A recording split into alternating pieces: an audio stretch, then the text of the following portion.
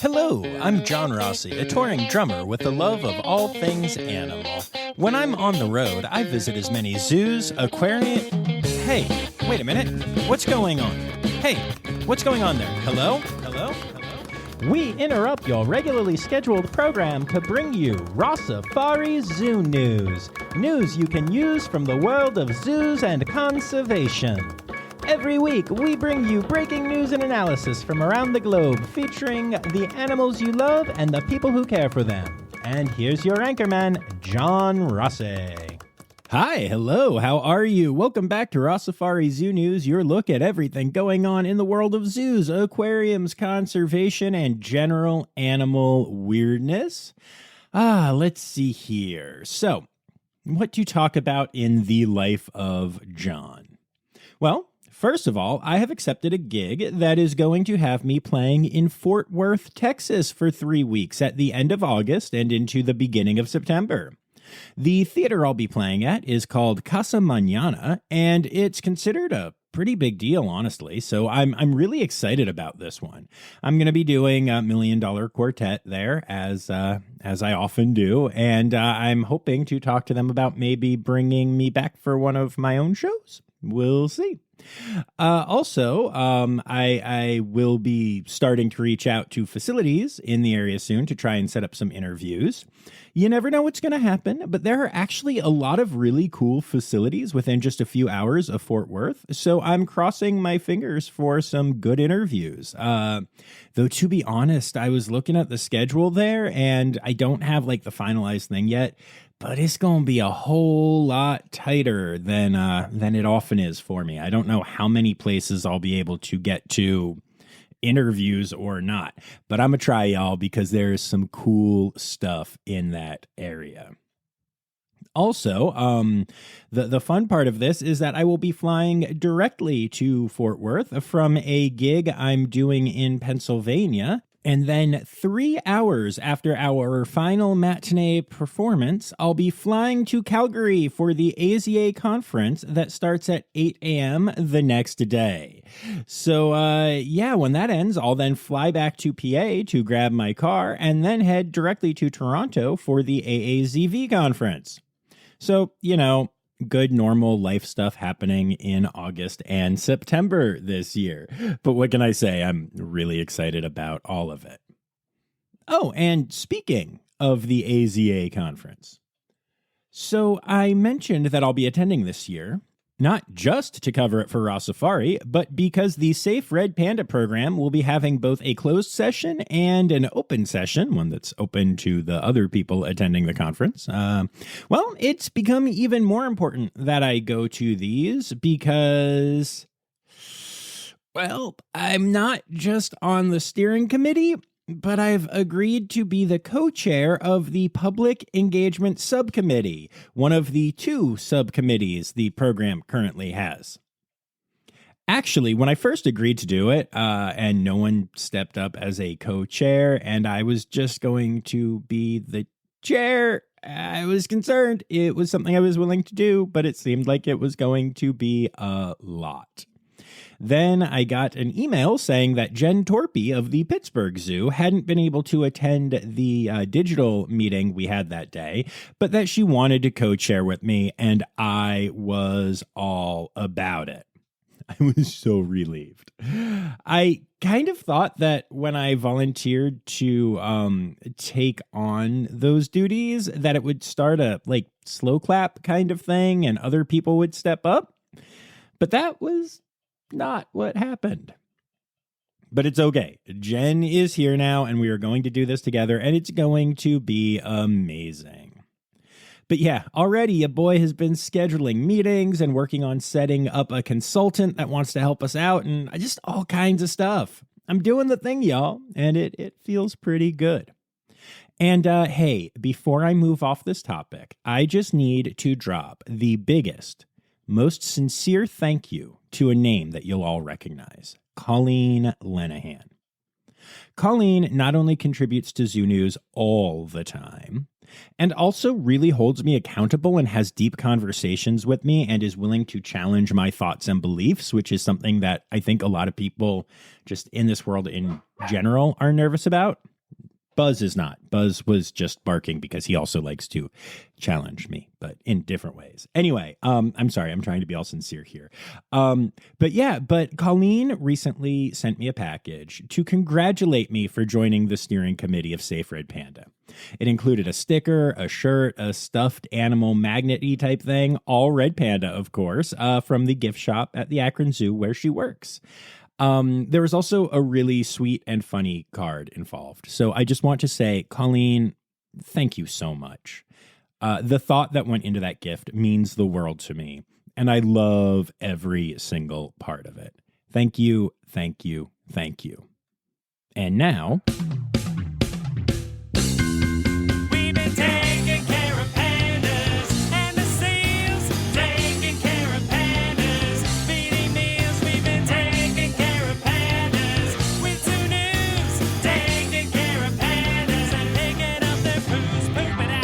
All right, so I'm going to start this section with a follow-up from my story about the Natural Bridge Zoo situation. In that deep dive, I mentioned that both the Natural Bridge Zoo and the place where Asha the elephant ended up, Two Tails Ranch, both participate in elephant rides, leading me to question their ethics. I was especially surprised to discover that Two Tails Ranch allows elephant rides since they are ZAA accredited. Well, this week, I have begun to reconsider my views on elephant riding. Now, I need to pause here for a second to point something out. One of my favorite things when I started this podcast is that I was an outsider to the industry, learning all kinds of stuff, but always coming at it from the perspective of, I don't know most of this stuff. I mean, if y'all listen at all, you know that one of my favorite things to do is remind my guests in interview episodes that my qualification for this podcast is that I am a drummer.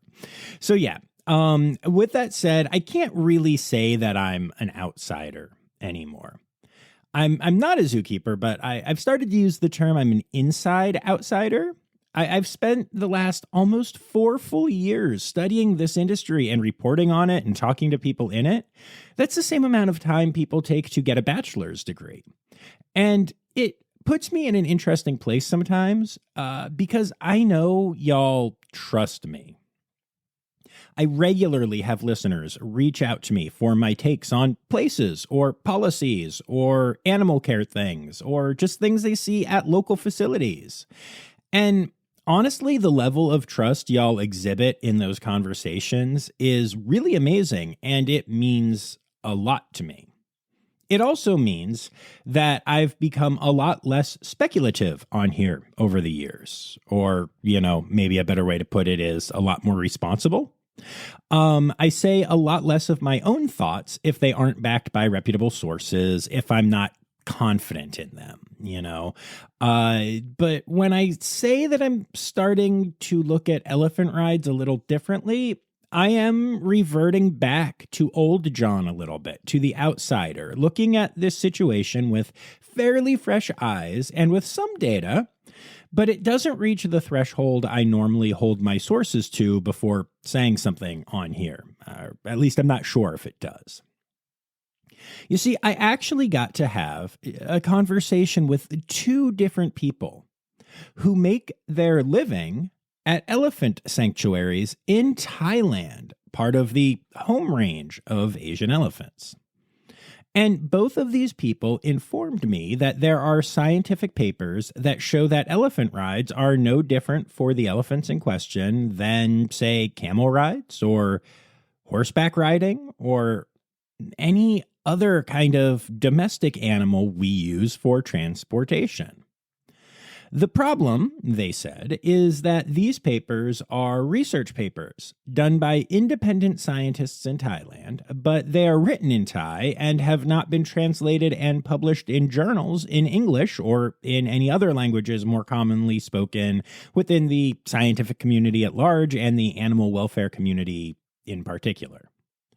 I was even sent links to a few of those papers, and it turns out I don't read Thai.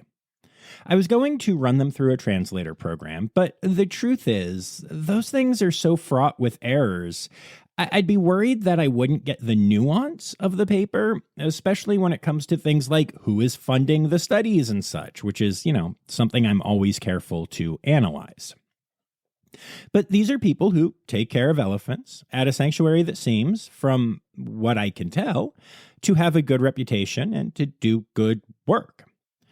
So as with many complex ethical issues that pertain to animals, I'm not entirely sure where I fall on this topic anymore. And I'm curious to see what I'll learn from trying to delve into these papers more and also from talking to other experts.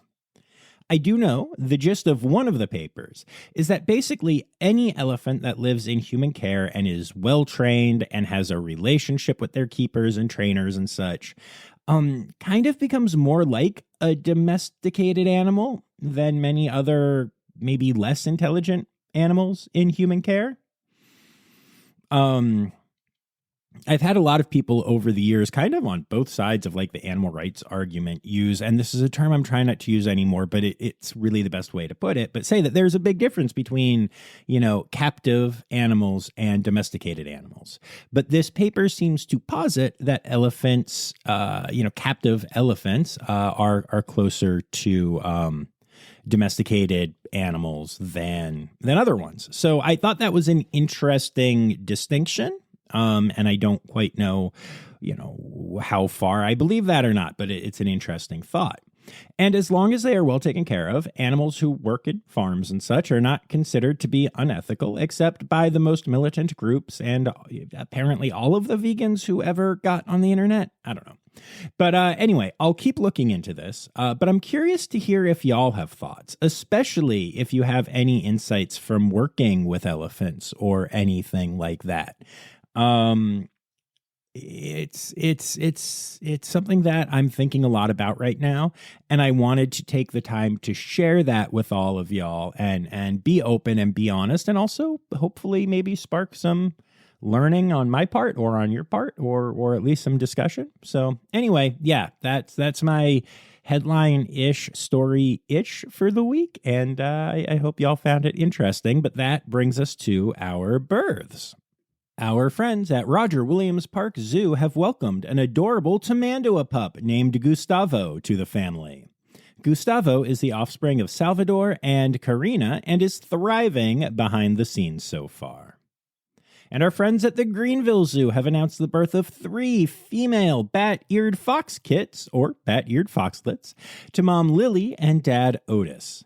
These weren't the only bat-eared foxes born recently, as the Henry Dorley Zoo announced the birth of 2 kits of their own as well.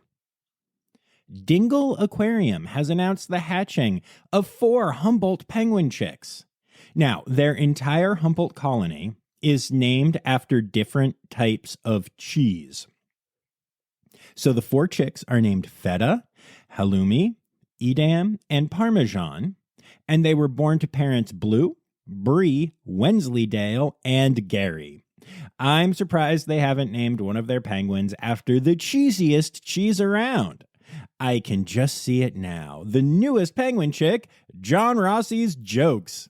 Like this one. Why do you listen? Anyway, Zoo Atlanta has welcomed a baby Schmitz-Guinan, which, if you don't know, is a type of monkey.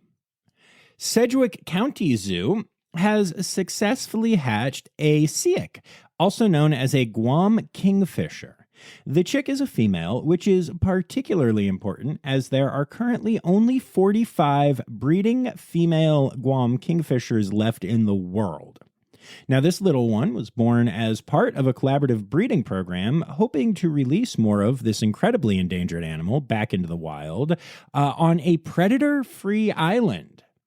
Other zoos involved include the Cincinnati Zoo, the National Aviary, Tracy Aviary, Brookfield Zoo, the St. Louis Zoo, Smithsonian's National Zoo, the Philadelphia Zoo, and Disney's Animal Kingdom. Woodland Park Zoo has announced the birth of 3 snow leopard cubs.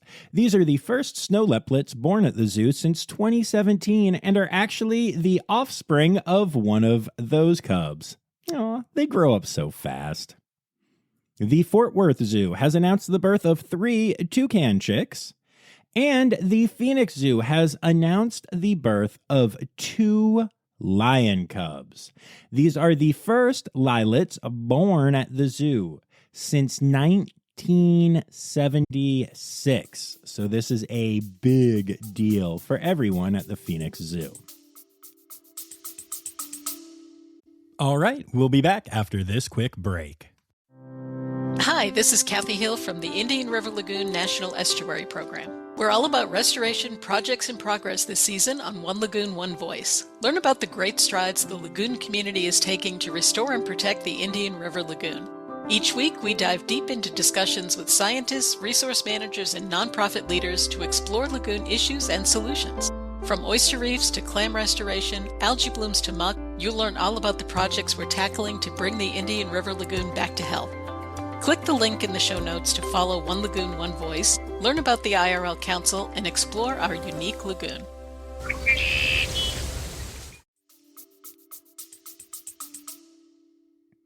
And then we turn to our deaths for the week. The Monterey Bay Aquarium has announced the passing of Rosa the sea otter. Rosa was 24 years old, making her the oldest animal at the aquarium. She was best known for being an incredible surrogate mother.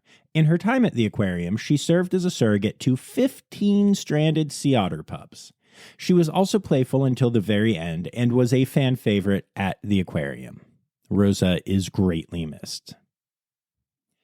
Point Defiance Zoo has announced the passing of Sanjiv, a 12-year-old Sumatran tiger. Sanjiv suffered from a spinal disease, which led to discomfort that became unable to be medically managed. This was actually just one of many medical issues the tiger was facing, and in the end, it was obvious that the best decision was to euthanize. Actually, a Cameron Park Zoo also recently said goodbye to a Sumatran tiger. Kusing was 15 years old, making him the oldest male Sumatran tiger in North America and the 3rd oldest in the world. Kusing was suffering from lymphoma, and a necropsy showed that complications secondary to treating the cancer were what actually led to the end of his life. But they were doing amazing work and kept him going, and doing as best as he could for as long as they could. So he will be missed. And now, last in this section, and this story is going to transition right to the rest of the zoo news topics. Our friends at Bright's Zoo recently said goodbye to Leaf, a Sitatunga who was only 8 years old. Leaf died when he choked on a plastic container of squeezable applesauce that was dropped into his exhibit by a guest who snuck it in against the rules. Outside food is prohibited at the zoo for this very reason, and in recent years, Bright's Zoo has instituted a bag check policy to make sure stuff like this doesn't happen. A lot of people have complained about it, though. And so this means that the person who brought in the applesauce broke the rule and snuck it in a manner that would evade detection. And this act of defiance and selfishness ended up costing an animal its life. Now, no one knows who the culprit was or how exactly the container got into Leaf's throat. It's possible it just blew away after a kid ate it. It's possible someone thought Leaf would like a lick and he snatched the whole thing. I don't know. No one can say for certain, but a beautiful and beloved animal died that had a lot of life ahead of it because of this negligence. And it's not super okay. And so we're going to move on from deaths, but we're staying in this topic a little bit because our first story in this area, at least it has a happier ending. But earlier this month, the Cincinnati Zoo announced that their bonobos troupe had been off exhibit for a little while because of an outbreak of human metapneumovirus, or HMPV. This disease is in the same family as RSV, the disease that claimed the life of a 3-year-old bonobo at the zoo last year. While it is not 100% certain how the bonobos caught the disease, the outbreak came after multiple reports of food being thrown into the bonobos' habitat. Now, viruses like HMPV and RSV can both be carried asymptomatically by humans and can be passed along by contact with food. The staff at the zoo is very cognizant of these diseases, and as such, they use proper PPE and wash the foods before giving them to the bonobos. Therefore, it is pretty likely that the disease arrived through the food being tossed on exhibit by guests. It's the most likely scenario.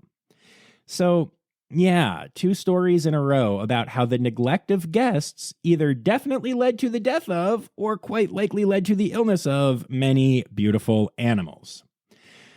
So look, I'm confident I don't need to tell you this, as my listeners are the best zoo guests around. But just in case, do not throw things into exhibits. Do not ignore the rules of the zoo, even if they seem silly to you. I'm sure that many people who have complained about the bag checks at Bright Zoo believe that the no outside food rule and the bag check policy is just to make sure they make money from their concessions. No, it turns out there's actually another reason, and one that really matters.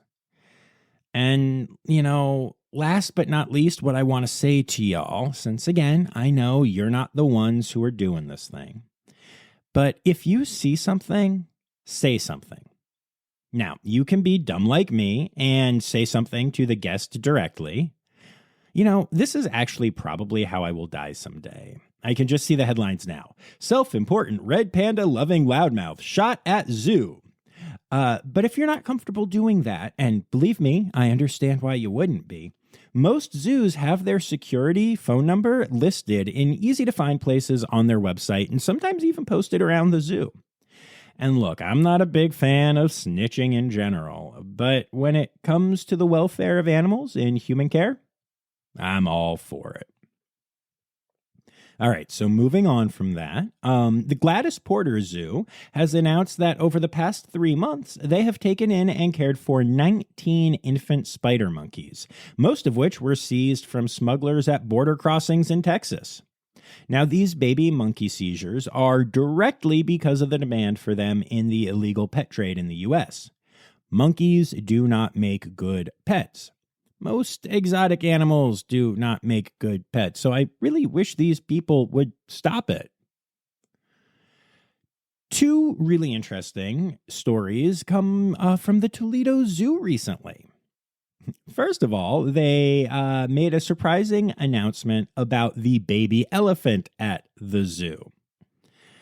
When the elephant was born, it was named Kirk, because they thought it was a male elephant, but it turns out that Kirka is actually female.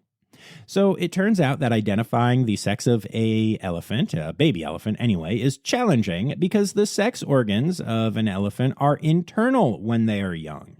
And you can feel them through palpitation, but they actually feel very similar to each other, like the male and female sex organs.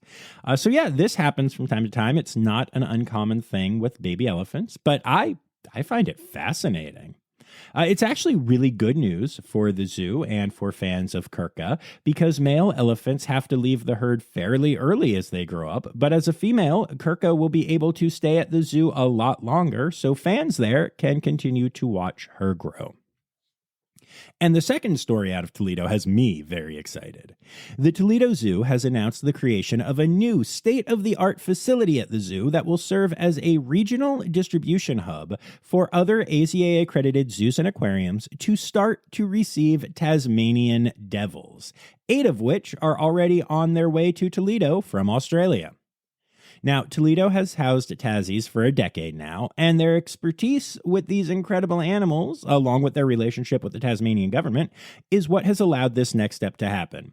I am so excited for more Tassies in the U.S. They are truly some of the most remarkable animals to see at zoos. I love them, and I can't wait for there to be more of them here. It's just so exciting. Yay! All right, so this next story has an element of deja vu to it. The leader of a facility in San Francisco has come under fire for bad management practices, including abusing the finances of the facility and bad leadership. Now, I know some of you are thinking, John, you already did a deep dive into the issues surrounding the president of the San Francisco Zoo. But this is actually another facility in the same city. The Aquarium of the Bay has recently seen its CEO forced to resign after concerns were brought about the lavish spending he was doing. This stuff, y'all, this was truly next level. Apparently, he used money from the aquarium to, wait for it, host a rock concert in Dubai. He spent $286,000 on travel alone last year. And this was happening while the aquarium was regularly behind on rent payments during that year. Now, I'm not going to go into more details because I'm not looking to kick a facility when it's down. But I do love that he only resigned when facing enormous pressure to do so. The same is true of the treasurer on the board of directors. Even when this first came out as public knowledge, my dude was like, well, I'm not getting off this cash cow. But now said cow has been put to pasture. And y'all, I have to ask, what is going on at zoological facilities in San Francisco? A pair of camels escaped from the petting zoo area of Cedar Point Amusement Park in Ohio and took off running along the midway. Now, while no one was injured, there were plenty of videos showing the camels running very close to human guests and causing quite the panic. In fact, a man in a wheelchair just avoided being trampled by one of the camels.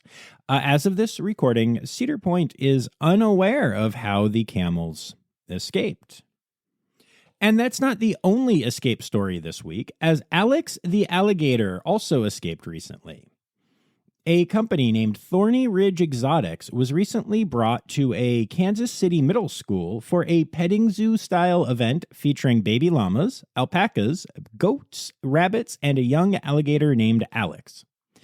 Alex's mouth was taped shut during the event to avoid any potential injuries. Now, Alex is around 2 years old, so he's only around 14 inches long.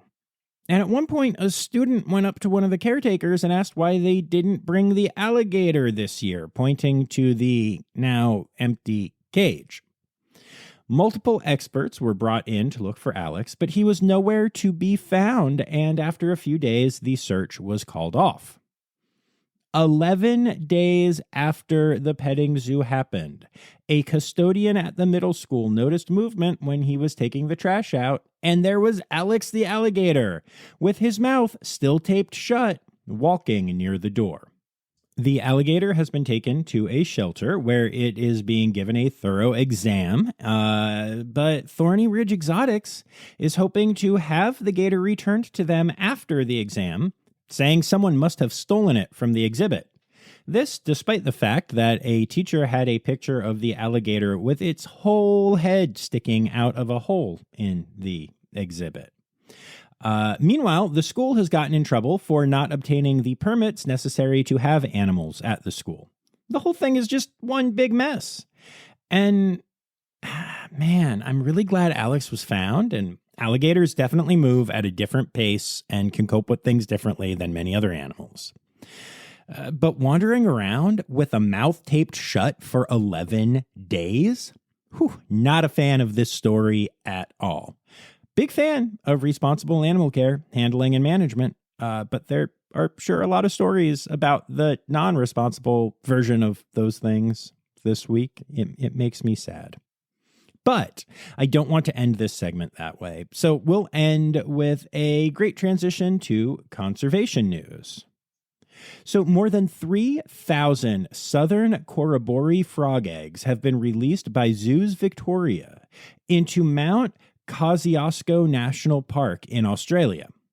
This is the most eggs that have ever been released at one time from Zoos Victoria. The Corroboree frogs are a charismatic species that produce really beautiful songs. So hopefully this release will lead to more visitors to Mount Kosciuszko hearing these songs where they are meant to be heard. Amazing, amazing conservation work by Zoos Victoria. All right, we'll be back after this quick break. What if I told you scientists discovered 100 new species in the deep ocean? Why did crocodiles survive extinction? Megalodon.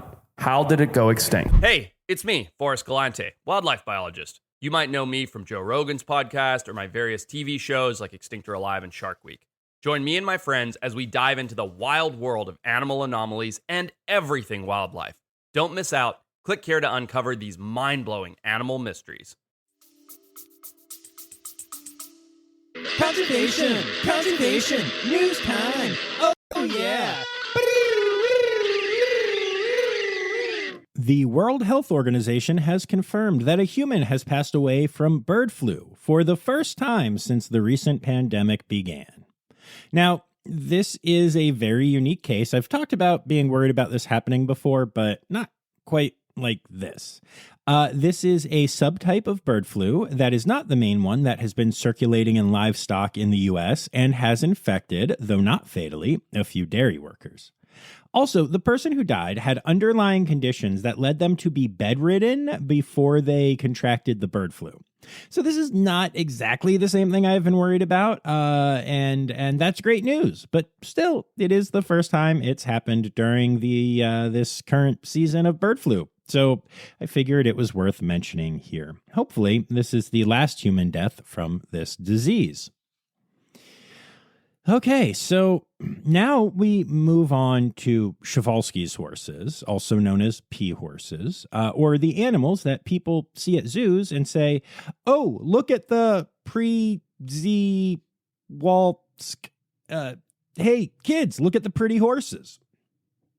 Now, in case you don't know the story, these horses went extinct in the wild in the 1960s, but conservation efforts and breeding programs at amazing zoos have seen these species be re-released into the wild, with a current world population of around 2,000 individuals, showing just how incredible this reintroduction story has been. They are the last true wild horses in the world. And I now have two stories about Przewalski's horses that couldn't be further from each other. So, first of all, Przewalski's horses have been reintroduced to central Kazakhstan for the first time since they went extinct there. 7 new horses have arrived and been released into the wild there from Berlin and Prague. This is obviously huge news, and the photos of the horses running through the area they used to populate are just incredible to see. These 7 horses represent the start of a new population in the area that will hopefully continue to grow both with additional reintroductions and hopefully, through natural breeding as well. So just an incredible win. And now the absolutely wild follow-up to that story. Recently, multiple people have been posting on social media claiming to have rescued Przewalski's horses. So a person named Kinsey Huckabee in Colorado claims that she saved a horse from the Peabody Kill Pen in Kansas. That was it was originally believed to be a Fjord Cross horse, but that they were unsure when they rescued it, so they did a DNA test. They received the results, and apparently the male horse they recently rescued is a 100% purebred Przewalski's horse. What? How? Right? Now, they have put up additional videos saying they reached out to zoos and other rescues and that they have been told they are allowed to keep him. But they're not sure if they want to. They want to do what is best for him. So for now, they plan to at least keep him short term. A Przewalski's horse. And then another rescue, the Lazy Bee Equine Rescue and Sanctuary in Utah, rescued a female horse, and they also believe it to be a Przewalski's horse. They have submitted the DNA test, but it'll be a few weeks until they have the results. It definitely looks like one, though. Amusingly, there is something kind of, funny about this, I guess. I mean, overall, this is not funny. It's Przewalski's horses being found in kill pens and such. But the first horse has been named Shrek, and in response, the second one has been dubbed Fiona. So that's cute. I like to keep it light when I can, and that's the only way to keep this light. This story is shocking. It is my understanding that every single Przewalski's horse is tracked, so I have no clue how this has happened or if it's some kind of elaborate hoax. Przewalski's horses are able to breed with other horse species, even though they actually have 2 more chromosomes than other horse species. And the offspring tend to look exactly like Przewalski's horses. So it is possible that Fiona is a hybrid, but unless the DNA test was faked, Shrek is apparently just a true Przewalski's horse. Now, I want to point out that none of this is confirmed by any major media that I've seen, though some do seem to be starting to pick up on it. And some of the stories I've seen about this whole situation say that the system lost track of 4 horses, 3 mares, and 1 stud. If that is accurate, and I am, again, in no way saying that it is, there may still be 2 more Przewalski's horses just floating around out there, or maybe potentially ready to be killed with their incredibly valuable genetics ending up who knows where. This is astonishing to me, and it's one of those things where it could end up being a simple story, or it could be something that we end up coming back to in conservation news, for the next weeks, months, years.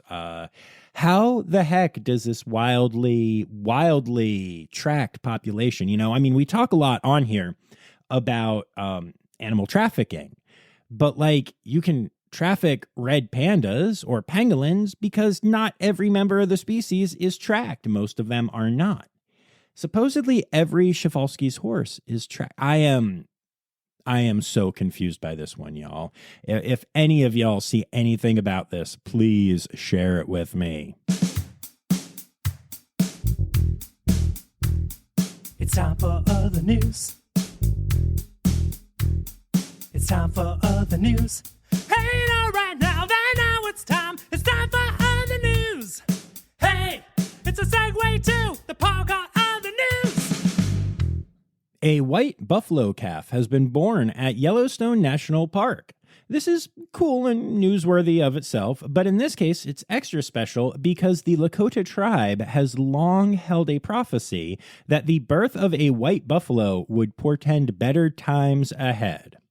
And look, y'all, I'm not religious, I'm not superstitious, though I am a little stitious. But with the way the world has been going the last few years, I'll take what I can get. So, yeah, better times are ahead because of an adorable white baby buffalo, and I am here for it. Of course, this is the Rossifari podcast, and I can't end other news on that nice and normal of a story. So I believe it is my duty to inform you that juvenile dolphins often mimic the mating behaviors they see in adult dolphins as part of their play with each other. They do this with members of either sex, by the way. So, yeah, just a bunch of young dolphins pretending to get it on with each other to learn and play. And now scientists believe this actually directly correlates to successful mating once they've reached maturity. Dolphin sex. Now that's how you end other news. Oh, animal holidays. Animal holidays. Hey! All right, it is still June, which is Zoo and Aquarium Month, World Oceans Month, and Orca Month. Now, for our individual days, we have June 14th is Sea Cucumber Day and National Skunk Day. June 15th is Megalodon Day, so I guess go visit your local zoo or aquarium that has a megalodon? I don't know. Anyway, June 16th is World Sea Turtle Day. Yay! June 17th launches Pollinator Week and is also World Croc Day. June 18th is Veterinary Appreciation Day. The 19th is World Albatross Day. And the 20th is American Eagle Day and International Horseshoe Crab Day. And those are your animal holidays for the week.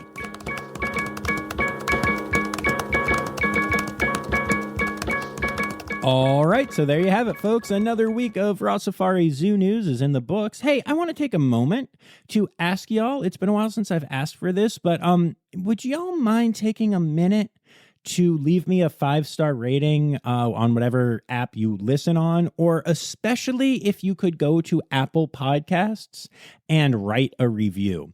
Literally every single review makes it like that much more likely that people are going to find my podcast. So it really does help. And also it makes me really happy. And let me know if you do it, because Apple weirdly doesn't, nor does Spotify. None of these places do. So let me know if you leave a rating or a review.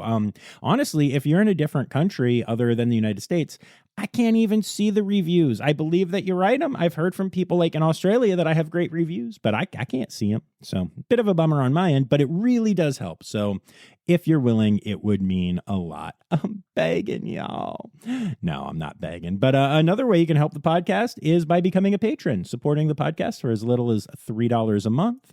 And if you become a Red Panda level patron, which is my highest tier, then you'll get to hear your name at the end of every episode when I say something roughly like this. I'd like to say thank you to my Red Panda level patrons, Dr. Laura Shank, Dr. Stephen Williamson, Barbara Bennett, and Jenny Owens. I'd also like to say thank you to everyone who contributed stories to the episode this week. Those people are Anya Keene, Colleen Lenahan, Kim Cooley-Croninger, Carrie Kirkpatrick, Kevin Williams, Emily Rockbook, Dr. Laura Shank, Marianne Rossi, Nikki Morley, Jay Meredith, Matt Patford, Ann Yoshioka, Jess Wells, Daniel Cohen, Rowena White, Lizard Dunlevy, Dr. Zoe Rossi, Ali Malensky, and Ann McEachran. Thank you all so much. And we'll be back here on Tuesday with another great episode, an interview episode, and then back on Friday for more zoo news. So until all those crazy things happen, all I can do is tell y'all that the words Newsy Credits Backwards are Steider Q-Swine. The Rossifari podcast is produced, hosted, and engineered by John Rossi. Editing and fact-checking by John and Dr. Zoe Rossi. Our theme song is Sevens by Nathan Burke, performed by Nathan and John. Interrupting John theme and additional voices by Taylor Isaac Gray. You can reach John directly on Instagram and Facebook at Rossifari or by email at rossifaripod@gmail.com. Rossifari is part of the Daydreamer Media Network. Now, stop listening to me and go visit a zoo.